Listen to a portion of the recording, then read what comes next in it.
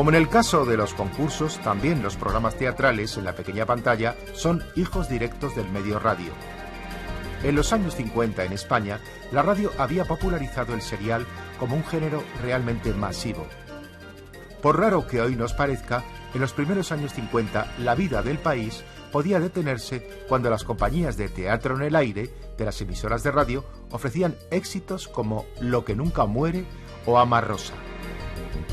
La quinta esencia del serial radiofónico, con autores tan representativos como Guillermo Sautier Casaseca o Luis Alberca. En paralelo, en esos años se adaptaron algunas novelas clásicas en forma de serial. La incipiente televisión que emitía desde 1956 comenzó adaptando algunas obras teatrales, muchas de ellas realizadas totalmente en directo. Hacer un espacio dramático en directo, lo cual quiere decir que mientras se desarrolla la acción que ve el espectador, el actor, el director, el realizador, cámara, todo el equipo está trabajando al mismo tiempo, con lo cual no hay posibilidad humana de fallo, de error, aparentemente.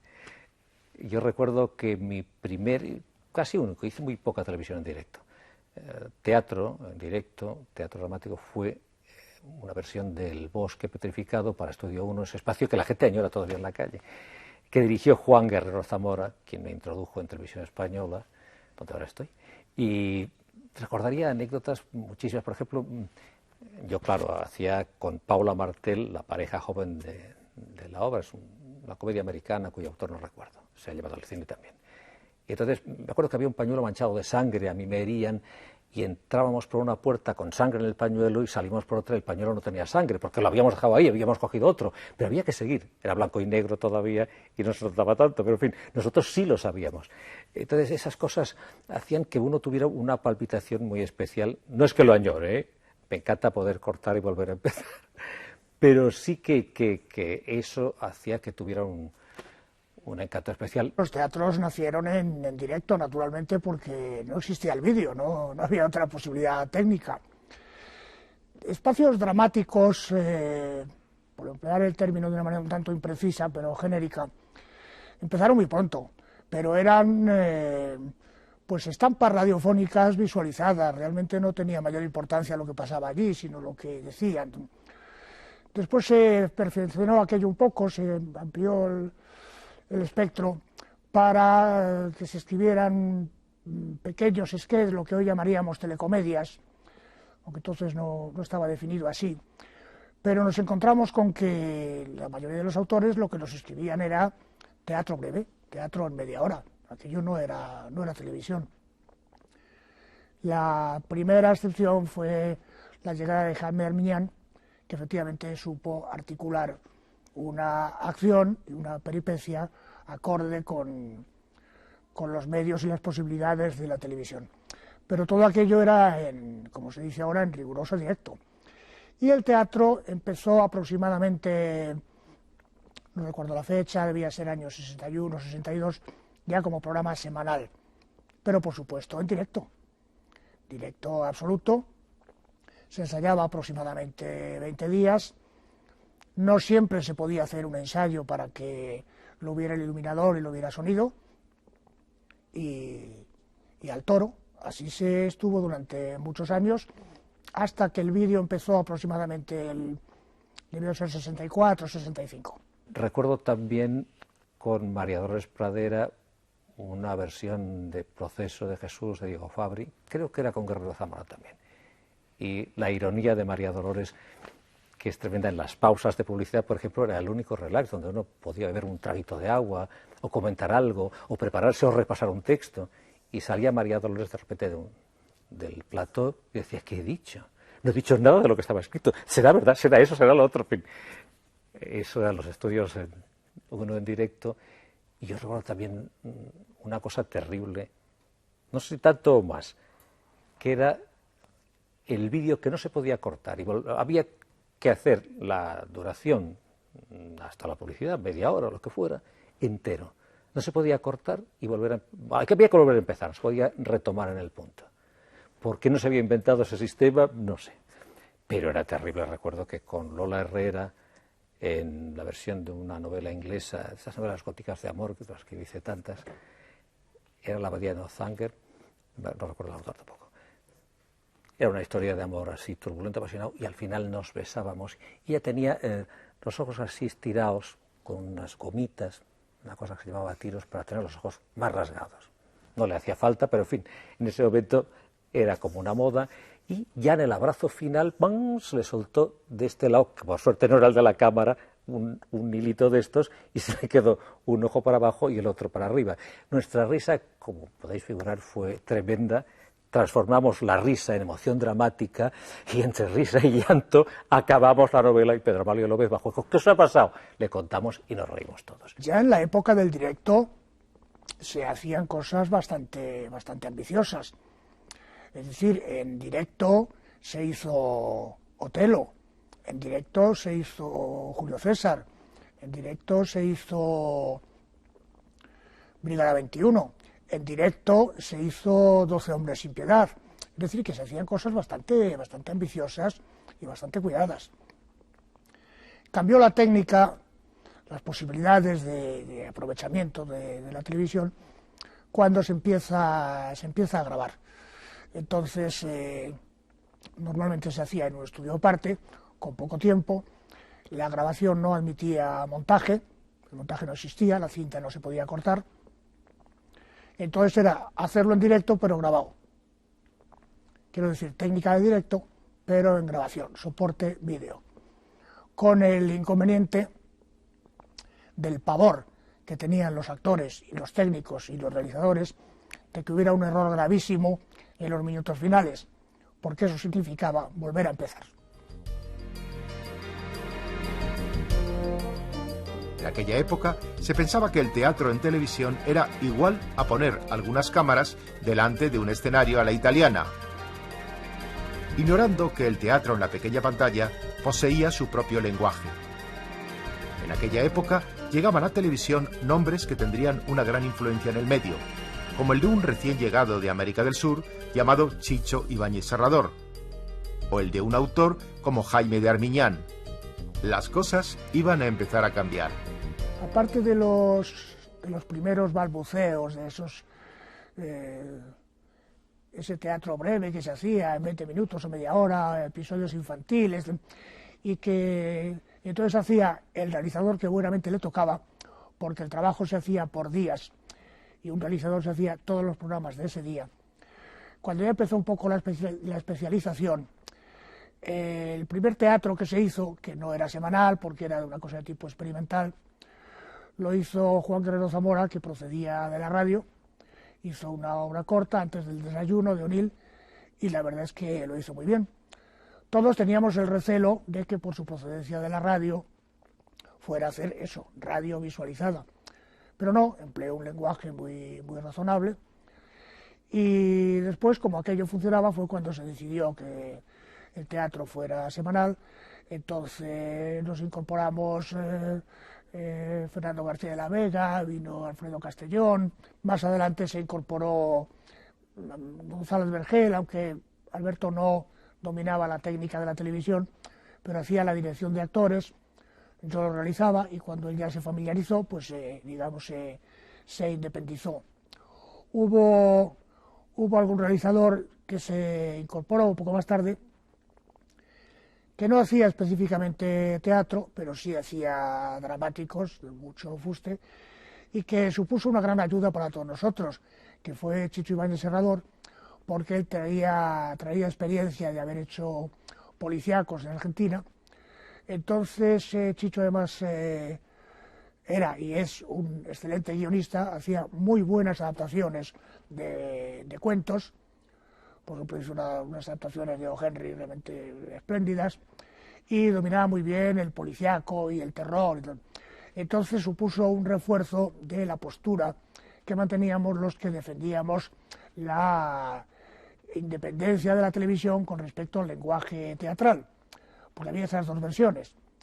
Y claro, el teatro es un espectáculo concebido para verlo desde un único punto de vista. ¿Qué buscas, papá?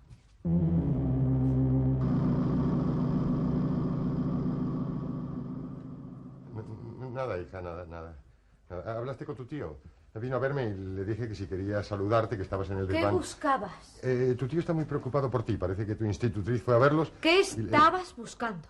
El vídeo permitía abordar nuevos lenguajes en las adaptaciones de obras teatrales para la pequeña pantalla. Pero el vídeo de la época no era como el actual y no permitía los cortes ni los montajes. ¿Dónde? Como consecuencia, las dificultades en una grabación de esas características eran máximas. Arriba, en el desván. Por las noches está muy oscuro. No hay lámparas, ni enchufes. Y necesito luz. Que se lo contara todo a Tony. Al fin y al cabo no eran más que 50 libras, pero yo creí que con pagar estaría todo resuelto. ¿Y no piensas decirle nada a Tony? Como en esa época, los años 60, los derechos de autor en la pequeña pantalla no tenían un tono tan estricto como actualmente, se podían adaptar textos de autores muy distintos, tanto clásicos como modernos, con gran presencia de los españoles más conocidos. Era la etapa dorada del llamado Estudio 1. De Benavente a Lope de Vega, pasando por autores extranjeros, incluso Ibsen o Arthur Miller, aunque la censura hiciera de las suyas en tiempos de oscurantismo. Escribe usted para la radio, ¿no? Bueno, no, para la televisión. Ah, sí, la televisión. Hice con María Mahor, que era una estrella de cine, una chica muy atractiva y muy particular como carácter, con mucho nervio, mucho temperamento, una cosa llamada Los ojos perdidos, que era la historia de un soldado que pasaba 24 horas antes de ir a la guerra y las pasaba con esta chica. No había cama porque, claro, hubiera sido terrible. Y también había acotaciones que decía eso de que se besan pero no en la boca, con lo cual los besos, los cariños, las caricias, los abrazos eran muchísimo más eróticos que un beso en la boca casto, puro y simple de despedida. Y luego también recuerdo que, no sé por qué, era un realizador novato, y entonces cuando había que beber ponía bebida auténtica, con lo cual María Mahor y yo acabamos absolutamente emborrachados, no solo de amor. Es cosa hecha. En los años 60 se iba a crear toda una escuela de realizadores de teatros y espacios de ficción dramática, con la presencia en los estudios de casi todos los grandes actores del teatro español de la época. Cervantes, Lope de Vega, Pirandello o Bernard Shaw estaban presentes en la pequeña pantalla, de la mano de directores o realizadores que procedían del teatro o de la escuela de cine, como fue el caso de Pilar Miró. Que mis manos pulieron con tanto afán. ¡Oh, cielo! El pedestal no mantiene su escultura. ¿Qué es esto? Aquella figura fue creación de mi afán. No. Mi espíritu, don Juan, te aguardó en mi sepultura. Doña Inés, sombra querida. Al final de los años 60, se iba a descubrir un nuevo filón dentro de los dramáticos, los seriales ofrecidos en horario de tarde, adaptación de famosos clásicos. El más notorio fue El Conde de Montecristo, de Alejandro Dumas, que sirvió, entre otras cosas, para lanzar como estrella al actor Pepe Martín. El Conde de Montecristo fue de esos éxitos que sorprenden a la propia empresa, que era Televisión Española. Lo grabamos dirigiendo Pedro Amalio López, con el que se trabajaba divinamente. Comentábamos ahora fuera del plató que era un relax trabajar con él después de otros directores con mucho temperamento, genio, buenos realizadores, pero un carácter del diablo. En fin, yo también lo tengo, ¿eh? El caso es que porque hubo rodaje y grabación del Conde de Montecristo se hizo básicamente en Barcelona. Se desplazó un equipo al Castillo de If. Yo no fui, porque claro, era muy caro que el protagonista fuera hasta Marsella en aquel momento, solo salieron los exteriores, pero sí se rodó en un castillo de Hostalric, creo, y luego una playa. Puedo contar una anécdota. Yo tenía que venir nadando cuando ya el mundo dantés todavía no esconde, se escapa de la prisión y sale nadando, sale del saco, que eso, del saco no salía yo, pero en fin, pero pregunta todavía gente, pero sí en la playa nadando era yo con barbas y pelucas y salía, bueno, sé nadar y me gusta. El caso es que de repente a una toma se iba acercando la cámara, un zoom a mi cara, y yo hice un gesto y todos se asustaron, cortaron, vinieron a ver si va a haber un día de oleaje dramático. Parece que las cosas se conjugaron para que saliera así. Lo que ocurrió es que se me había despegado la barba. Y entonces, claro, yo sabía que se acercaba la cámara a mi cara y, claro, intentaba retener la barba. Entonces hice unos gestos tan raros que pensaba que me estaba ahogando. Por suerte no fue así. El Conde de Montecristo se grabó en un mes, en el mes de agosto concretamente, del año 69, creo que fue. Se grabó en Barcelona porque era el único plató disponible, porque en Barcelona se iba a cerrar todo el trabajo y el plató estaba vacío.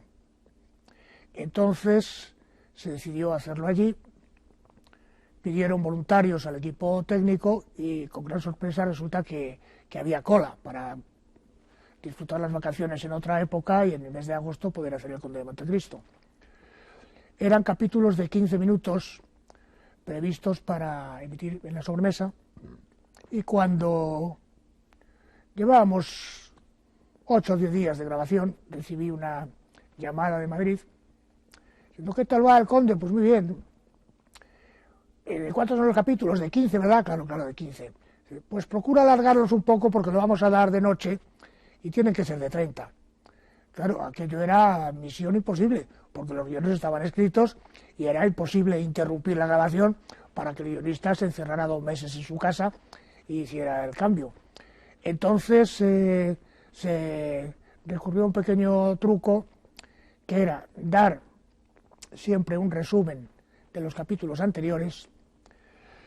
El viernes se dedicaba íntegramente a esos resúmenes y bueno, ya en lo poco que quedaba, pues recrearlos un poco más, porque la novela siempre propendía a ser demasiado sintética.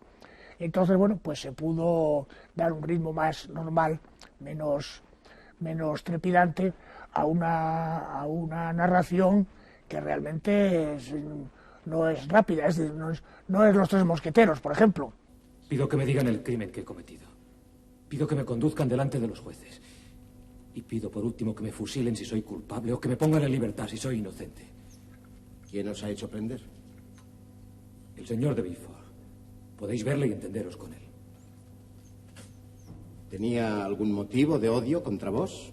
Sin embargo, en aquella época había muchas cosas que era imposible pronunciar, y hasta el Conde de Montecristo tuvo que sortear los inquisidores tentáculos de la censura de la dictadura. Sin duda alguna. La palabra venganza, eso creo que ya lo he dicho muchas veces también, y Pedro Amalio López también, estaba prohibida.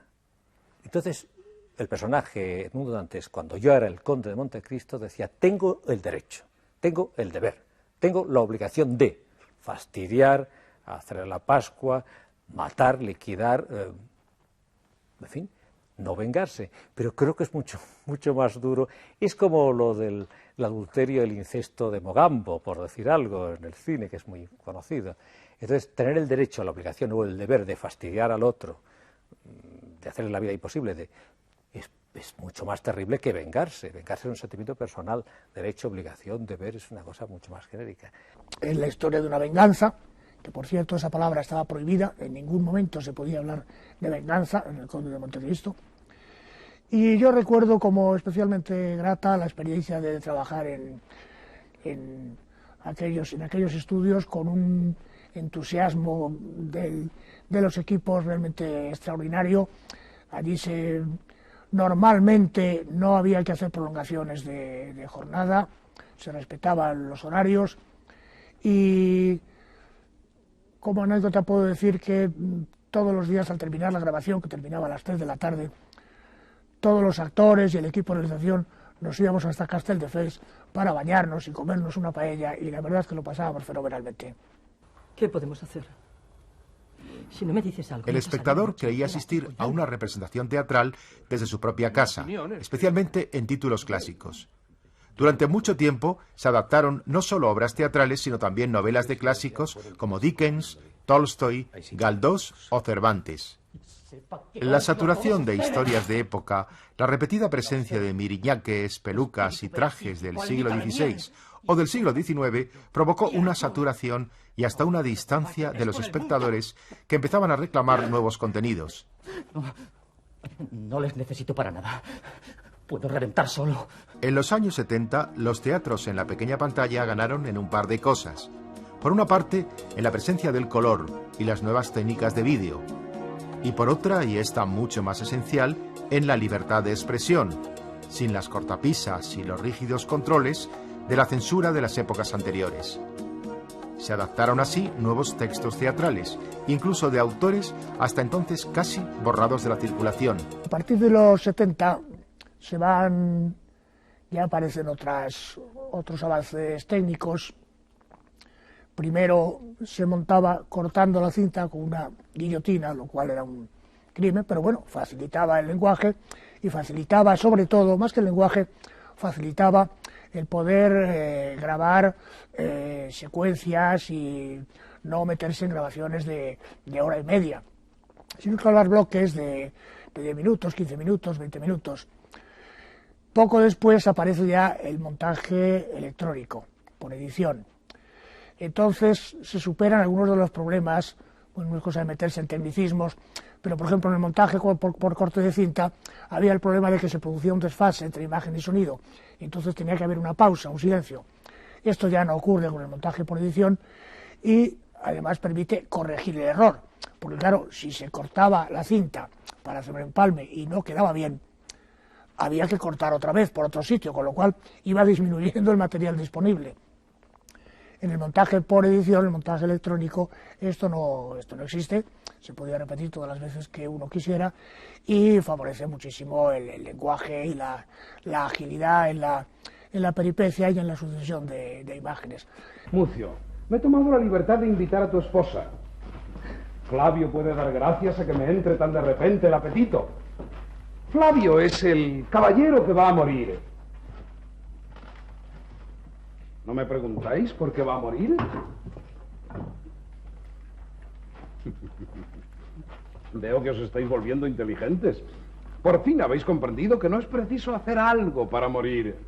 La época de oro del teatro en televisión arranca hacia el año 63, 64. Son los últimos tiempos del directo y los primeros de las grabaciones. Se domina mucho más la técnica del guión. Por supuesto, los equipos funcionan mucho mejor, hay personal mucho más especializado, los propios actores dominan más el lenguaje, la plástica de la televisión y por supuesto se han incorporado muchos realizadores que dominan mucho el medio.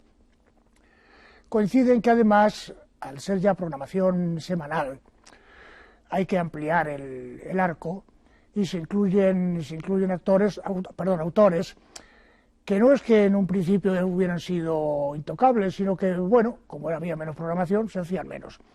Pero se empiezan a repetir obras de Arthur Miller, se hace Ionesco, se hace Pirandello, no se olvida los clásicos, se sigue haciendo Shakespeare, se sigue haciendo Lope, y realmente esos 6, 7, 8 años de brillantez de Estudio 1 es entrañable y es importante en la historia de la televisión.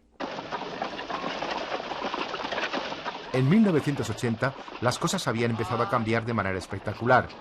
Se iniciaba el tiempo de las adaptaciones de novelas con lenguajes cinematográficos, como las promovidas por las televisiones europeas, que en España tuvieron un espléndido auge a partir de los primeros años 80, con éxitos como Los gozos y las sombras, Fortunata y Jacinta y tantas otras. El público empezó a olvidar las adaptaciones puramente teatrales en la pequeña pantalla. A la vez, en el teatro se transformaban muchos contenidos, abriéndose a otras sensibilidades, tanto ideológicas como estéticas. Así, el teatro en la pequeña pantalla empezaba a languidecer, para ser casi enterrado en 1990 con la competencia de las televisiones. En los años posteriores, tan solo el teatro ha tenido alguna presencia esporádica en el medio televisión, y siempre desde la televisión pública. Prácticamente se dejaron de producir las adaptaciones teatrales con algunas excepciones aisladas. tendría que llegar el nuevo siglo para que volvieran los dramáticos a la pequeña pantalla, con autores como Fassbinder, que hizo de la televisión uno de los espacios favoritos para difundir su amplísima producción. Trabajo en estos 6 meses. Siempre con la sensación de que la cabeza me explotaba.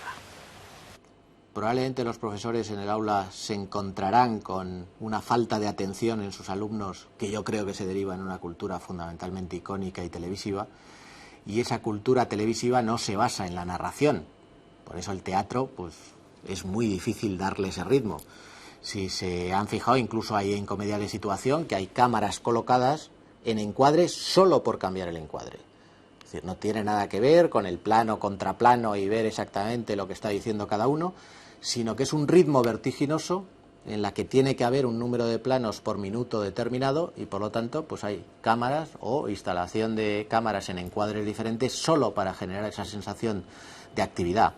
Hay series norteamericanas en las que todos sabemos que la cámara se está moviendo constantemente, por una parte para dar esa sensación de inmediatez, de reporterismo, pero también para generar no solo el cambio de plano vertiginoso, sino también esos planos están en el movimiento permanente o con traveling o con panorámica, ¿no?